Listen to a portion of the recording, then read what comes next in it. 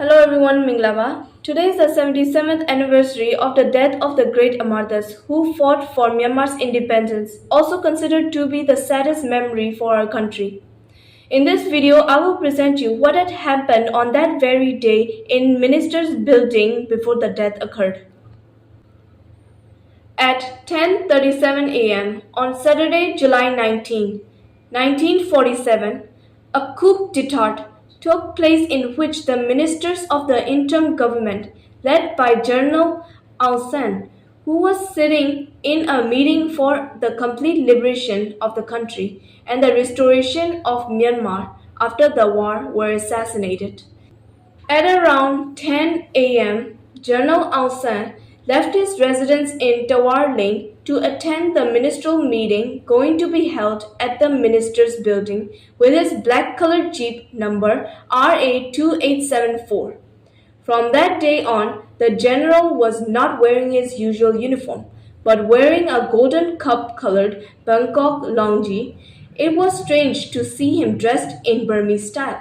After wearing tanaka-colored Mandalay silk and aeroplane brand shoes with white sand laces.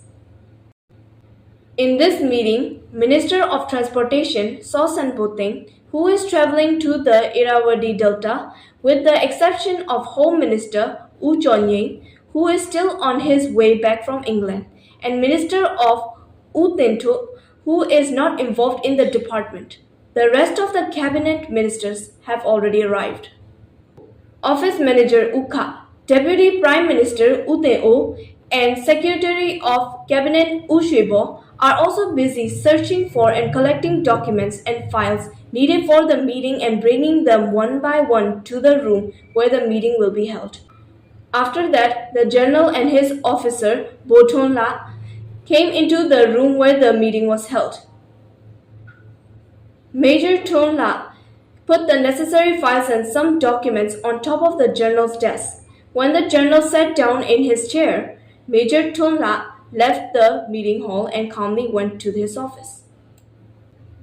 Those who attended the meeting that day were General Aung San from Vice Chairman Department of Defense and State Department, the Kemya from Department of Finance and Revenue, Uba Wei from Commercial and Support Department, Dido Ubacho from Department of Information, Abdul Razak from Department of Education and National Planning, Memba Khai from Department of Industry and Labor, Maibonsowaji Sasantung from Department of Mountain Affairs, Uba Jem from Rehabilitation Department, Pyobwe Umya, Department of Farming and Agriculture, U Aung Zanwe from Civil Servant, and U Mao from Department of Transportation and others. In the past, the meeting of ministers was chaired by the governor and the governor himself presided over it. After the signing of the Aung San Atri Treaty, the independence of Burma was guaranteed no matter what. So the Phasa Pala Executive Council was given the right to operate independently as an interim government. General Aung San, chairman of the King's Executive Council, presided over the event. General Aung San's office, where the meeting was held, has a large hall with 3 doors for entry, with Secretary U Shuibo's room on the left. On the right side, there are the rooms of the chiefs of roles, personal assistant Boton La. In the northeast corner of this large room, there is also a table where the general works. On the south wall, there are large tables where ministers hold meetings. 3 long tables where ministers held meetings, making a C pattern with the tables, placed one on each side. The top table is 10 feet long, 3 feet wide. On the other side, 2 tables are 18 feet long. They are about 3 feet wide as well. At the meeting that day, the general was sitting at the top center of the table, and on right side sat the Kemya, Dedo Ubacho, Ul Razat, Uwawe, Membakai, all lined up in their seats. At the table on the left, Uba Jem, U Aung Zanwe, Pyobwe Umya, and Maibonso Waji were sitting. Wu Shuibo, Secretary of the Council of Ministers, was also present in that meeting to assist the documents needed by the journal. For that, he was given a table to the left side from the journal's sitting area. The meeting started at 10:15 a.m. according to the schedule, and they discussed important relevant issues according to the ministries. Thus, the issues of the department were discussed according to the plan. At about 10:30 a.m., when it was the turn of Transportation Department to discuss the issue, Deputy Secretary ICS Wu Omao also came into the meeting hall and sat down next to Takemya at the top end of the table to the right. At around 10 o'clock and 10 minutes in the morning, at the end of the speech, "Let my disciples succeed," a green jeep came out of the courtyard of Uso's house next to Inya Lake and drove towards the minister's building.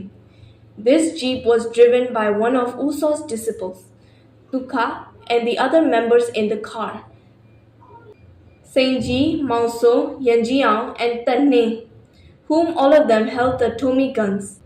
A small green jeep with the number RC 1814 was seen on the road that was drizzling with rain, began to drove off, carrying 4 people in military uniforms, wearing the line badge of the 12th Division.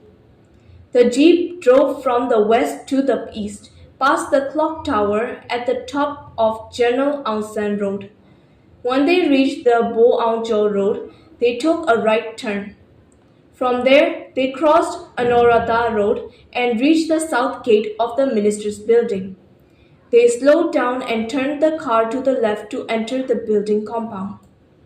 At this time, it was about 10:30 a.m., which was quite early for a normal work day at the office. So they had to wait at the gate for a while because the cars of the officers were still entering. After that, they slowly drove the car and turned towards the Defense Department, under the corridor, and stopped at the southwest corner. Immediately, they were prepared and armed with Tommy guns, also jumped out of the car and came dashing inside the office. They walked north to the journal's office from the south of the secretariat office, pushed away the security who was waiting at the door, and entered the room where the ministers were holding the meeting through the northernmost door. At 10:37 in the morning, the Nehu barged in from the front, letting out a shout, and started shooting at the journal with the Tommy gun in his hands. At the same time, the journal, who was sitting at the top center of the table, showed his hand and tried to say something to the people who came in, but he didn't get the chance to.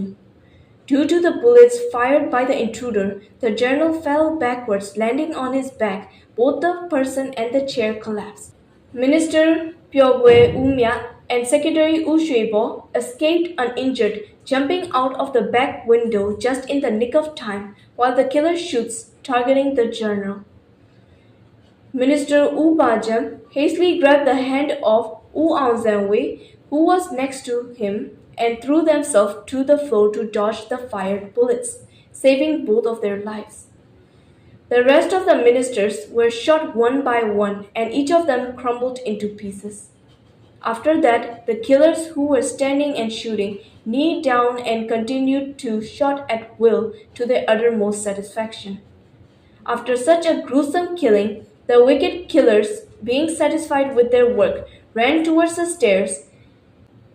At that time, Minister Uraza's bodyguard, Gotwe, came out of the room by the top of the stairs after hearing gunshots.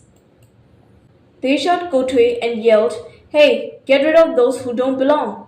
They rushed down the stairs and got into their waiting car, exited through the exit of Bo Aung Jo Road, taking a left turn, and drove west along Mahar Bandula Road and escaped.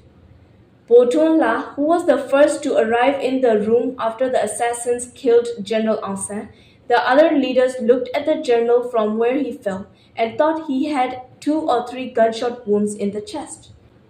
But after taking him to the Yangon General Hospital, when the doctors examined him carefully, they found exactly 13 gunshot wounds on the general. Wu Shuibo, the secretary who jumped out of the window with Pyobwe Umya, were not harmed at all. Wu Aungzhenwei, who fell to the floor, was not injured as well, but Wu Bajie was shot in his left side. He was hit by a superficial on his right ring finger. In fact, Wu Bajie did not intend to go far that day because he had just returned from a trip to Hindrada district and was not feeling well due to a cold.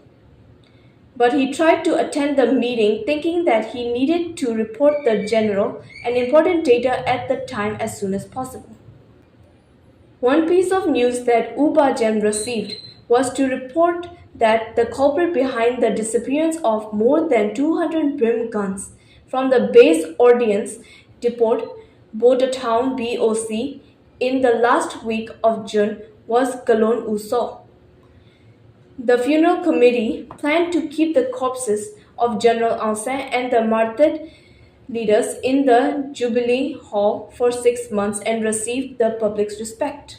On April 11, 1948, he was taken to Martha's Hill for a state funeral. This video represents the events of the day when the great Martha leaders fell. Thank you all for watching and we'll see you in the next one.